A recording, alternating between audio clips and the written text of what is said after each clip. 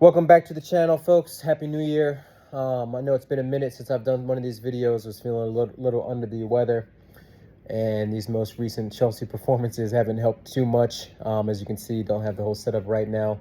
Making some tweaks to it, hopefully coming back for the new year.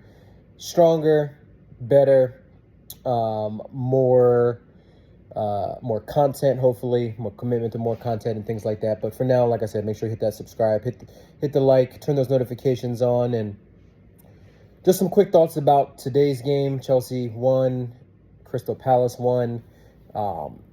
Another match where we dropped points from a winning position, just like Fulham. And unlike the Ipswich game, where we never led in that one. But yeah, we're struggling right now. We're in a bad rut. We're in a bad form. In front of goal, we are still leaking chances, and it's the quality of the chances, right? That these folks are creating. Palace deserved point. I thought we should have put the game away early. If you want to sort of kind of look back on things and think about what we could have done right, what we could have done better. We had our chances in the first half, first 45 minutes, fantastic. Came out, and you could tell, and I tweeted earlier, I said the energy, the patterns of play, the speed at which we were moving the ball, the speed at which we were getting the ball into dangerous positions or getting it into dangerous players in dangerous positions was very, very good. The best it's been in a long time. And we got the deserved goal. Cole Palmer, another goal. Great work by Sancho in the build-up to it. Got the assist. I think that's 6 assists now in the league for Sancho, or 6 maybe in all competitions. I'm not sure which one. But yeah, we come out in the second half after that first 45, and we look like a team that's tired, especially in the midfield. And I've mentioned this before, but we left that midfield extremely light. To have a midfield three of Lavia, who's never fit, and then Enzo and Caicedo, who we are relying on heavy minutes, heavy contribution throughout this whole congested fixture list. And they looked a little bit tired, although they weren't bad today. I didn't think anyone was really, really bad. I thought Sanchez had a pretty decent game in goal. There was a couple of mistakes in there with his distribution and things like that. But shot stopping, I thought he was really good today. He's been pretty good at shot stopping all season. There's a couple moments here and there where he's been a little poor, but overall, I think he's been, to be honest with you, one of the best shot stoppers in the league. I thought the back four wasn't bad. Young Josh Achupong came in, and I thought he handled himself very well, especially against one of the most physical center strikers and center forwards in the league, in Mateta. He was very good, very calm, carried the ball pretty well forward when in possession. Lost it one time, I think maybe 2 times, but still just very, very good debut from him. Caldwell was fairly fine. Cucurella wasn't poor at all. Their wingers, Munoz was slightly threatening, but more so in the positions that he got into, not so much in what he did when he was on the ball. But I thought Cucurella got caught a couple times, getting a little bit too far forward. But sometimes I struggle with where to place the blame on that. Is it Cucurella's fault? Is he getting caught out positionally? Or is it more of the manager instruction? And I like to think that it's more of the manager instruction, where the fullbacks have the license to go forward, where the other one has to sort of read the situation and read the game, right? You always hear those old Gary Neville quotes where, back in the day, when you had overlapping fullbacks, one would get high, the other one would stay back to kind of form a back three, and you would sort of just read it based off of the pattern of play and based off of the situation and threat that you're under. But Gusto, decent defensively. Attacking-wise, he's got a lot he can improve on. But then I also look at it from a standpoint of, are we putting him in positions that he shouldn't be in and that don't favor his skill set?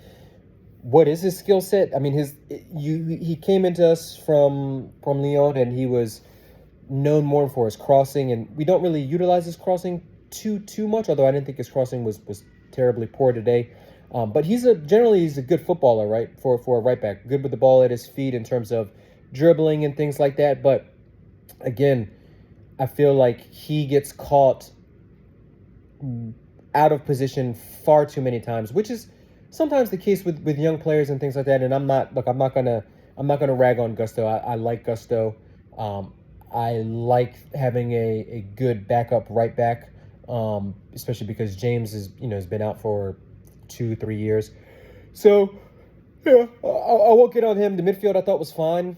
I thought Enzo and Caicedo generally were pretty well. Thought they were active. Thought they were breaking up play. Thought they were pretty calm and tidy on the ball. Didn't feel like Palace pressured them too much. Thought Caicedo did a great job mopping up play, winning the ball, tactical fouls here and there. No complaints there. Front line, Sancho on the left, thought he was pretty lively at first, especially in the first half. Neto, I thought was a handful and was a problem all match. Cole Palmer got his goal, but I didn't think he had the best of games. And then Nico up top was very dangerous, got himself into dangerous positions, but finishing, he's in a bad run of form right now. And unfortunately, we've seen Nkunku in that slot, and he is not a center forward. Gui's not ready yet, although he did make an appearance today and was running around. But we need apologies, man. We need Nico to start banging it in again, and today would have been the game because there were ample opportunities there. Again, does everything right. Good hold up play, can link the play, can dribble. It's got the pace, is unselfish, can pass, but just not clinical. And despite him having some good finishes earlier this year, he's just been off of it a little bit late. Some say he's tired, but he hasn't been playing too much. I mean, he does put in a shift when he's out there, but yeah, we need a little bit of we need someone else other than Palmer to sort of step up. And we need some goals from out wide. We need Sancho to sort of get back on the score sheet. We need Neto to get back and find his boots. We need Madueke to get back and find his boots, and everything to sort of just help him out, because it's been very, very dross in front of the opposition goal, and we need goals. That you look back at the last 4 games, no goals versus Ipswich, 1 today, 1 versus Fulham, none versus Everton, and you get 4 goals, you get 2 goals, and you get a goal versus Everton, you win that match. You get a goal probably versus Ipswich, changes that match. You get the second goal versus Fulham, you kill that match off. You get the second goal today versus Palace, you kill that game off. And sometimes you just have to be reminded that we're a young team, young manager, still figuring things out. Disappointing with this run of form. We've got the FA Cup, either Morecambe or Wickham coming up, so we've got an opportunity to sort of get a little bit of confidence, see the ball go into the back of the net. But some good signs today, some good positives to take away. We'll talk about Achapong was very comfortable in there. Created chances in that first half, very energetic, did a very good job of pressing. But then there's some bad things, and we'll start with Maresca. I thought the subs probably came a little bit too late, and that's sort of been a sign. Maybe that sign of some of the times over the last month or so. Maybe that's him not trusting the players that we have on the bench. Also, some of the players on the bench haven't really taken their opportunities, right? We rotated heavily against Ipswich. We had Felix in there. We had Nkunku in there a little bit. We had Madueke came in there for that one. Disasi came in, and they didn't take their chances. They didn't stand out, right? So, if you're looking at it from that aspect of it, maybe you can see some justification in there, but I would have liked to have seen Jackson stay on, because even though he was missing chances, I thought still it was he was still lively. He was still dangerous. He can pin those center backs back and give them a hard time and kind of create some space underneath, which there was a lot of pockets and a lot of space for Palmer and the likes, but we just didn't take those chances and those opportunities. I would have liked to see Nkuku come on there at that left half space.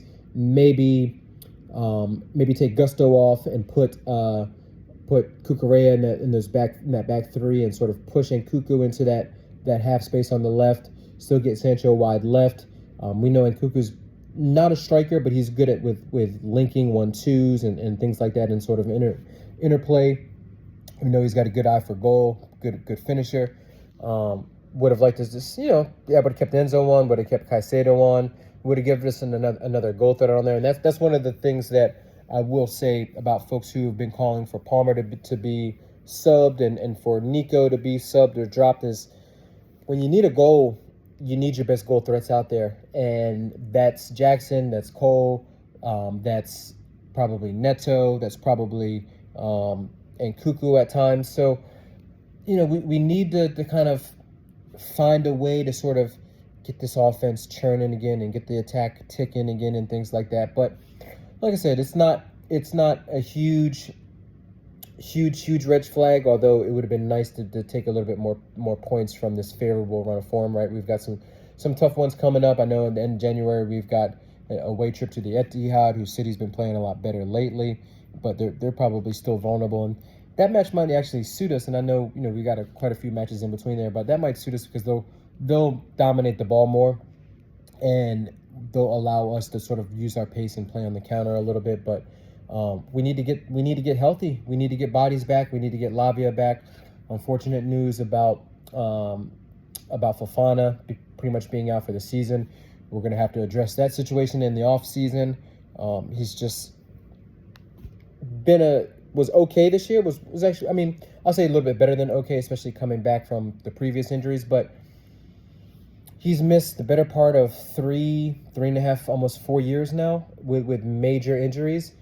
So, unfortunately, it doesn't look like that's a signing that's going to be even come close to working out, and not down to his actual play, but just unfortunately down to injuries. Badiashiel's rehab is going to be an extra month, so there's another body there that we might, that we're missing out on.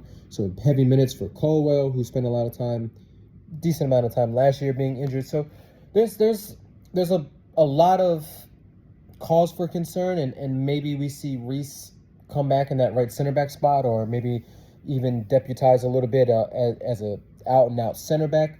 But we're going to need to figure it out, and we're going to need to figure it out fast, because that cushion that we had from top four is starting to slowly disintegrate, and it's nearly gone, right? Newcastle put it on Spurs today.